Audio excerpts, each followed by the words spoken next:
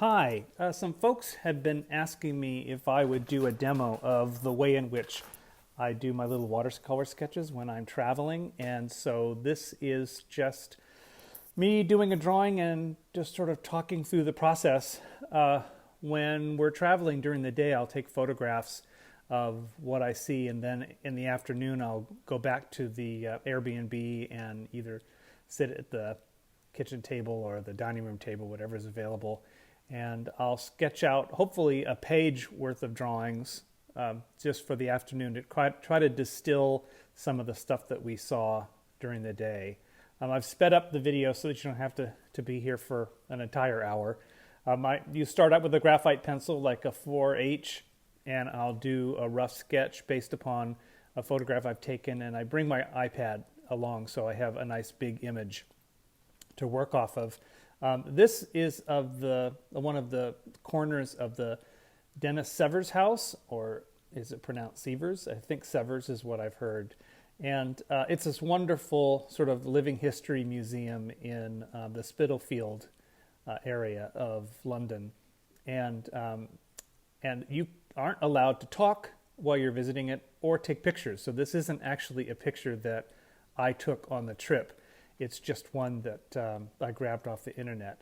And you'll probably see when I show the picture again that I'm not attempting to recreate the picture. I'm more trying to recreate just a little vignette of what I saw there. It's more of a documentation of my feelings and a little snippet of the places that I visit, details that stood out to me. So the perspective on the desk is not right, and the covers will be a little bit off, but it's meant for me to just have like an opportunity to meditate and dwell on the places I've seen. So that was me spattering on it. I've been spattering on the watercolors for years, mainly because it makes me feel like the piece is not so precious when I've spattered all over it. Keeps it loose. It reminds me that I'm not here making a great work of art. I'm just doing a little enjoyable little sketch. And right now I'm sort of blocking in the colors. Because I'm using watercolor, I can come back in and I can start adding shadows and other temperatures to this. But this is just me coming up with a basic background for some of the elements. That first bit of washes was just to just sort of combat the fact that I've got this big white surface. I'm working on a watercolor block. When I'm traveling, I usually carry a little landscape watercolor sketchbook with really heavy watercolor paper so that it doesn't buckle too much. But since I'm home in the studio, that a block is really handy to use. And as I'm doing this, like I said, I'm just adding fields of color just to start bringing it in for some of these elements. I am sure a classically trained watercolorist would be cringing right now by the choices that I'm making, but this has always worked for me, and I've never really considered these little sketches as something you would hang in a gallery. They're kind of meant to live in a sketchbook, and they're meant to capture moments more than necessarily recreate anything. I think it's the artist Robert Henri in his book about painting, I think it's called The Artist Within. He says that the artist isn't necessarily a camera. They're basically having an opinion about what they're seeing. And so a lot of these sketches are much more about my aesthetic and the way I saw it than whether or not it is a historic recreation of the place that I went. So the Dennis Severs house, was created by a gentleman named Dennis Severs in the early 70s, I believe. He was an American and an actor, and this is me bringing in shadows, by the way. He felt as though the museums were sort of cold representations of history, and he thought that there was an opportunity for a more theatrical approach to pulling people into the historic places. And having come from sort of the Renaissance Fair, Dickens Fair world, where we sort of surround the audience with the characters and the places from literature. He wanted to create a place that made you feel like you were visiting the home of a family over multiple centuries. So each floor is set up as sort of a little snapshot of this family, and they've really, really worked to make it feel like you've entered the room just as they've left. So there's like still food on the table. There's the fireplace has got like broken clay pipes thrown in it. There's garbage. There's sort of quiet sounds in the background that sound like the people have just left the room and they're in the other room having a conversation, but never enough that you can actually hear them. When you visit them, the place is not, it doesn't have a sign on it or anything. You just have to know about it, and you stand on the street in front of the door, and then periodically the door opens and they usher in a dozen people or so. They take 10 pounds and tell you that you can stay as long as you like, but you can't take pictures and you can't talk. So there's this sort of reverent, quiet crunching around on the floorboards as people make their way up from the basement, which is the earliest time period, up into the attic where this scene is. This attic space is sort of an homage to Charles Dickens, and this desk, it could be interpreted as Charles Dickens' writing desk, or it could even be Bob Cratchit's Clark's desk. There's a painting of Charles Dickens in the back. I'm just putting a dark wash on it, and then there's this sort of loving picture of a woman who could be Charles Dickens' wife, or Mrs. Cratchit, or Charles Dickens' partner outside of marriage. I'm not sure. Anyway, back to the painting part. I'm really jumping around a lot. Usually, like adding a little bit of red here, and whatever I have on my brush, whether it's a cool color or a warm color, I'll come and apply it to those areas that feel wanting. And the entire time that I'm doing it, it's much more like dowsing. I'm just kind of seeing what needs something, what needs what. Something else about watercolor, because it's transparent, is that I can layer and layer and layer, and you'll see me revisit areas over and over again, especially in the shadow areas. And sometimes it will look like I've gone way too dark, and that's usually because the paint's still wet. But as soon as it soaks into the paper, it starts to lighten up again. So just about the time I think it's dark enough, it lightens up and I hit it again. So I'd probably revisit the shadow area, a dozen times during the course of painting it. The photograph is a little monochromatic, and so is my sketch, although I'm trying to bring in a little bit of warmth. But it's sort of living in the burnt sienna, raw umber world right now, and bringing in some cools in the shadow areas. And it's just a matter of going back and forth. This painting probably took an hour to do from sketch to finish. I've sped it up so it's 3 times faster, just so you don't have to sit here and watch me work for an hour.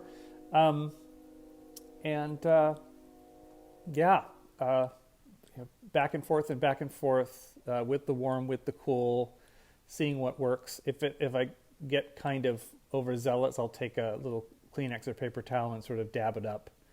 But I'm really trying to be loose. Something else that it's important is that I'm not trying for the line work to define everything. A lot of it's super loose. It's supposed to be sort of a complement between the loose watercolor and the loose line work. In my youth, I might have gone and really fussed with something quite a bit. Okay, now I'm bringing in some more warmth to that wall because it was getting a little gray. Also, whenever the camera is fading to black for a moment, that's actually just me pausing the camera while I hit the picture with a hairdryer. And if I don't bring one on the trip, sometimes the owner of the Airbnb has one. Otherwise, I just sit and wait for each sort of pass to dry. As a rule, you try to start light and you just get darker and darker as you work. But if you work wet into wet with a dark over a light, then it can bleed a lot, which sometimes can be a real nice effect, but sometimes not so much. So some of it's doing darker defining shadows, and other times it's just trying to see whether or not I can soften a transition. While the desk I made a warm color and added dark, the books in the windowsill I've started with a dark, sort of a bluish color, and I'm adding brown to it to suggest the different books.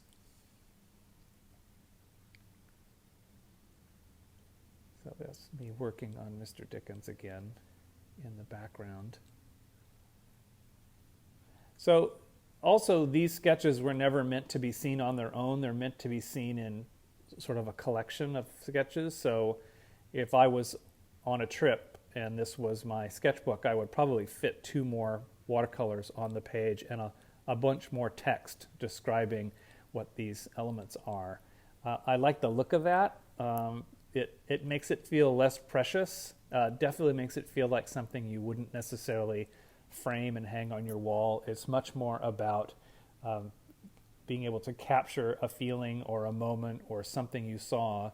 And I find that these sketches, because I've spent an hour or so on them, they do a better job of the phone pictures that I can look through, but they don't have the same kind of attention paid to it that I did to these little sketches.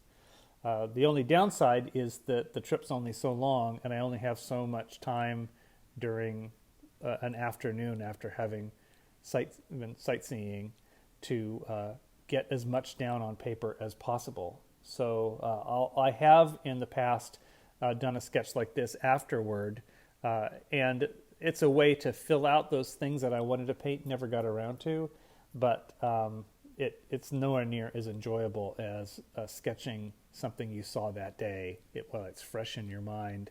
And also, whatever you saw, it really stood out in your mind as something worth capturing or fun to draw. So that was me just sort of adding more line work, and I'm trying to see if I could bring some line work back into the shadow to get it a little bit more modeled. When I'm traveling, I'll use a white gel pen for highlights along edges and sort of sparkly bits. It's not super opaque. Sometimes, I don't know what the difference is. Some days it is and sometimes it isn't. Today it's not. It's a little watered down. And I kind of use the white as a crutch. I can't seem to stop myself. I use it as an edge definer even when something should potentially fade into shadow if I was going to be much more classical. But it seems like it's just not done until I've added a little bit of this white to it. The good thing about the gel pen too is that it's permanent enough that if I overdid it, like in a shadow area, I can hit it with some watercolor and knock it back. The less opaque white can at times cover up the line work a little bit, so I might come back in once it's all dry and hit it with the line again so that it's not too wishy-washy. Here I'm knocking down the paperwork. The tabletop was looking a little flat, and just by suggesting that the light shadow is sort of hitting it helps.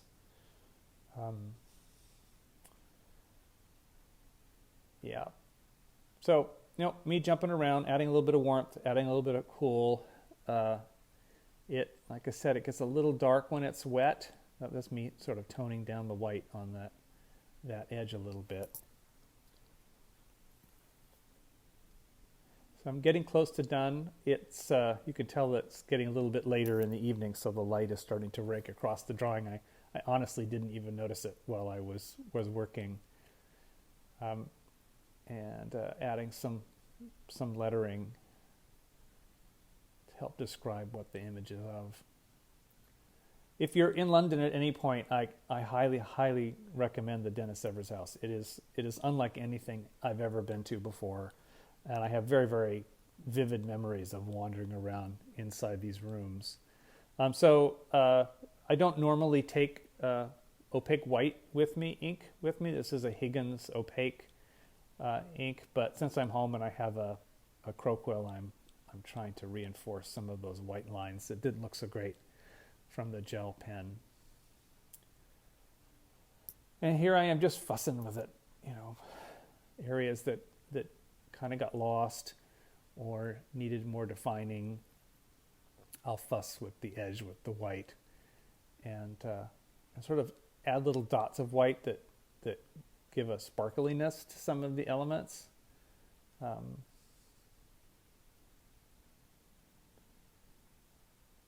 Just to add a little bit more and to make something pop if I can.